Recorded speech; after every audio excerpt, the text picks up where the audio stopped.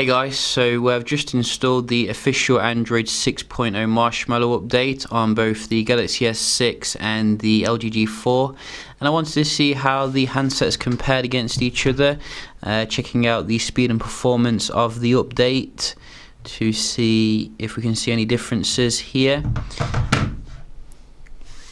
So these are coming from rival companies, obviously, about to be supplanted with the latest Galaxy S7 and LG G5.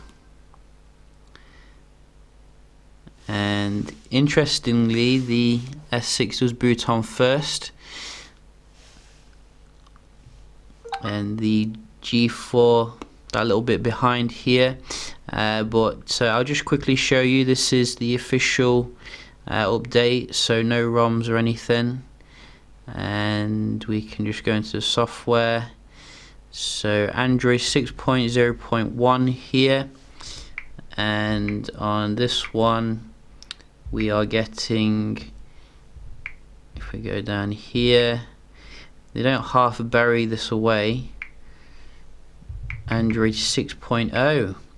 So Samsung is a little bit more advanced here with the version of Marshmallow, but nevertheless, you know, we can see how they compare. Just going to open up some apps first, and then we can move on to the good stuff.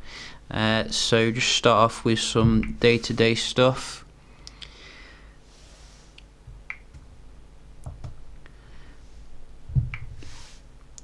And I think the last time I did this test, the performance was quite similar actually on both of them. Even though the G4 runs slightly lower end processor, it seemed to be more optimized in the S6 in some ways.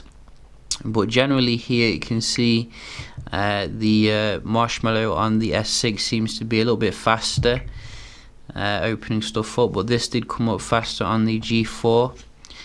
And also we do have messaging, G4 again, weather, G4 again. So it started off very S6, now it's gone back to the G4. I think that was the S6, but very close to call. Let's try some of the inbuilt apps like music, similar, and LG Health versus S Health. So I think probably the LG there, but only just. You would need to slow that down to actually see it. I think settings as well, LG again. So to me it seems that the LG is a little bit faster when it comes to the inbuilt apps, but the S6 is faster when it comes to the third-party ones. If I read this correctly, Play Store, a little bit faster here on the left now.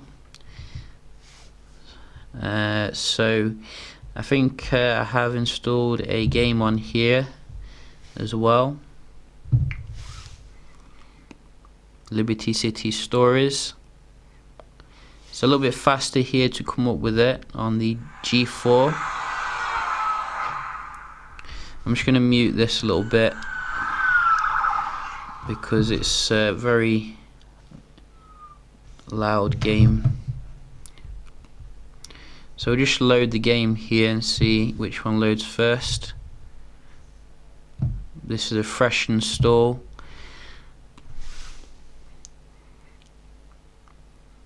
Oh, the S6 does actually load it first by quite a mile actually.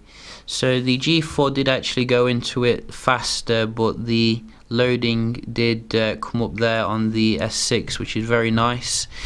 So we can just now have a look at the speed of the internet here. Just do a quick little Wi-Fi performance, see if there's any differences. Both of them connected to the same access point, and we'll just start off with the G4 this time.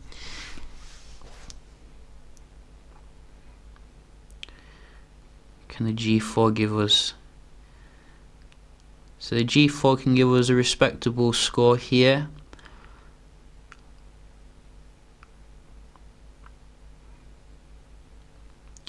Very respectable.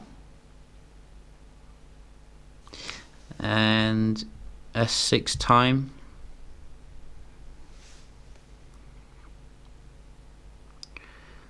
Whoa.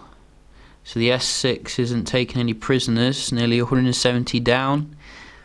Very nice Exynos performance here, I think. There is a difference in terms of the processor, obviously. But maybe the LG will, get back at the S6 when it comes to the multitasking. So we'll hold that thought. We'll just have a quick look at some web page loading here. So we'll just start off with Google. And we'll go to, let's go to Tech Radar. Haven't been to them for a while. Whoa. I'm not used to typing on small screen actually. It's very kind of weird. So I don't think I'm searching for a website here, which can be very confusing. So let's go to something here. So I think the inbuilt browsers could definitely do with some improvement here when it comes to making it autocomplete when you want something to load. We can see here both of them loading very similar. Tech Radar. The ad did load a bit faster on the G4 though, which is nice. We do have HTC One M10 leak, looking very sleek, I have to say. So really looking forward to that handset. So let's have a look at GSM Arena. GSM Arena.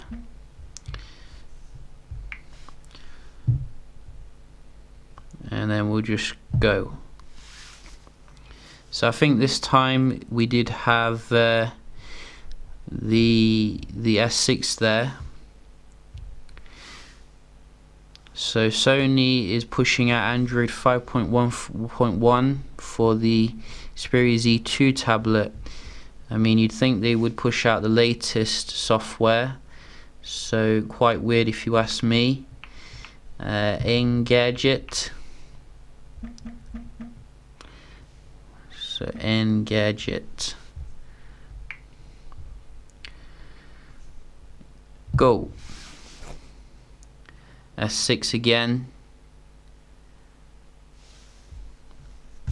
Very fast. Did it even respond to my touch? Let's try that again. Oh, it did respond. It just took ages to load that. Wow.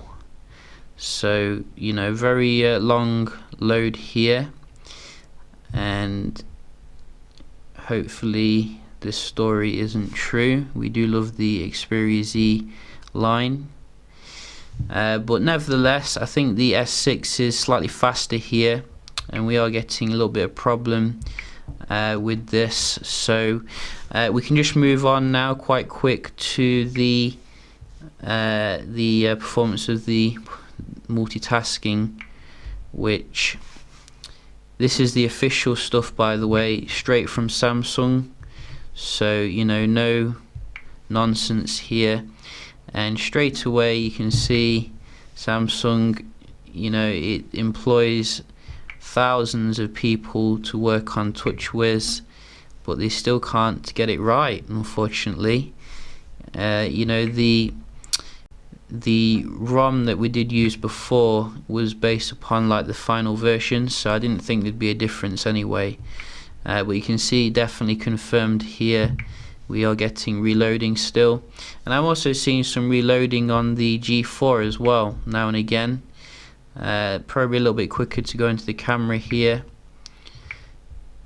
but I think generally the G4 seems to be holding it in memory better here, so I'm pretty supporting the G4 when it comes to the multitasking. And again, reload. So, you know, maybe we'll have to wait for a further version of Marshmallow. It'll be interesting to see if the S7 has these issues as well with the reloading. So flawless victory for the G4 when it comes to the multitasking. Well, nearly flawless. We did have obviously stronger though when it came to the speed of the internet and the Wi-Fi, and I think the apps was a little bit mixed really, not a huge difference on both of them, which is good. So yeah, you know, I think really you can see here some definite pros and cons with I think Samsung's done a little bit more when it comes to the actual customization of the software. You know, it looks like it's a little bit more fresher experience here. LG's kind of kept it very similar to how it was on Lollipop, but you can see some definite big changes when it comes to the Samsung handset, even with the power off button as well as the startup screen. You know, it looks all different. Also you can see Samsung's going with the circular design, whereas LG's going with the square design, probably just to troll, you know, Samsung really. You know, I don't know why they are like changing the default icons of stock Android, but if you go into the settings, you can see very similar here. You can obviously change the way things appear, like the quick settings on the Samsung, which is nice. And obviously we do have quite similar as well for the dialer here.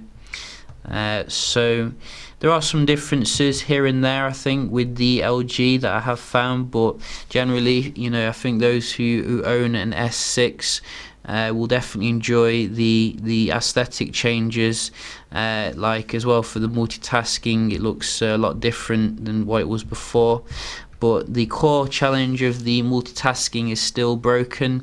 And people saying, you know, I can open up 5 or 6 apps, I'm happy, that's good for you. But you know, a lot of those who do multitasking with like 20-30 different apps, you want something which can hold them in memory, like especially if you're paying a lot of money for a Note 5 with 4 gigs of RAM. So yeah, you know, hopefully Samsung will improve for the Galaxy S7, and I hope you enjoyed the video, and I'll see you in the next one. Cheers.